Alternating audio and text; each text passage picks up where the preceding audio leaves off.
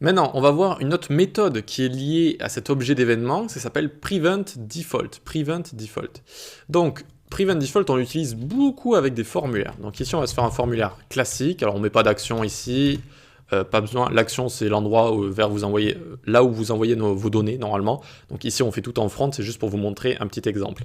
Ensuite, il va y avoir un input à l'intérieur que je vais pouvoir remplir, et puis juste un input, ou alors un button qu'on va avoir juste ici, et on va écrire valider comme ça, valider, ok. Donc là on a un formulaire mais vraiment de base, d'accord? C'est-à-dire qu'on a un form qui entoure ici input et un bouton. Quand vous mettez un bouton dans un formulaire, ça va avoir un comportement spécial, ça va essayer d'envoyer les données quelque part. Regardez, j'écris Enzo à l'intérieur, et j'appuie sur valider. Hop, ça essaye d'envoyer les données, ça va actualiser la page, vous avez vu, et ça essaye de les envoyer. Mais vu que je n'ai pas mis de méthode ni d'action dans mon formulaire, voilà, et que je n'ai pas de service back-end ni rien, de base de données d'associés, ça envoie nulle part en fait, ça envoie nulle part. Mais ça essaye quand même. Et parfois on a envie de garder ces données en front. On a envie de les utiliser, par exemple il y a un utilisateur qui va rentrer quelque chose, et on a envie par exemple juste de les utiliser en front, pour faire une animation, une interaction ou quoi que ce soit directement. Donc on veut prévenir ce comportement par défaut d'actualisation comme ça. Comment on fait?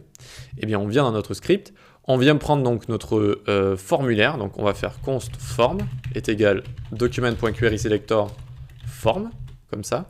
On peut s'enlever le bouton qu'on a ici, tac, et tout simplement on va venir form.addEventListener. L'événement s'appelle submit, c'est-à-dire quand on soumet notre formulaire. Alors, fonction, on n'oublie pas le petit E ici, on prend l'objet d'événement, puis on fait e.preventDefault ici. Et regardez, maintenant je crie Enzo, tac, j'appuie sur valider, c'est bon, on a prévenu le comportement par défaut. C'est une méthode très intéressante, beaucoup utilisée avec les formulaires, c'est vrai, c'est très utilisé avec les formulaires. Et donc ici, par exemple, on aurait pu faire const input querySelector, alors juste notre input qui est juste ici, tac, on le prend, et donc pour utiliser nos données, alors est-ce que je l'ai bien mis ici? Oui. Pour utiliser nos données, on e.preventDefault, et puis on peut loguer par exemple input.value. Alors ici, il vaut mieux pas l'appeler input directement, mais plus imp comme ça par exemple, pour éviter de lui donner le même nom qu'un sélecteur HTML. Donc voilà, on imagine qu'on les utilise, on va juste console log ici, d'accord? Et donc regardez, Enzo, validé, hop, on a bien Enzo qui est apparu ici.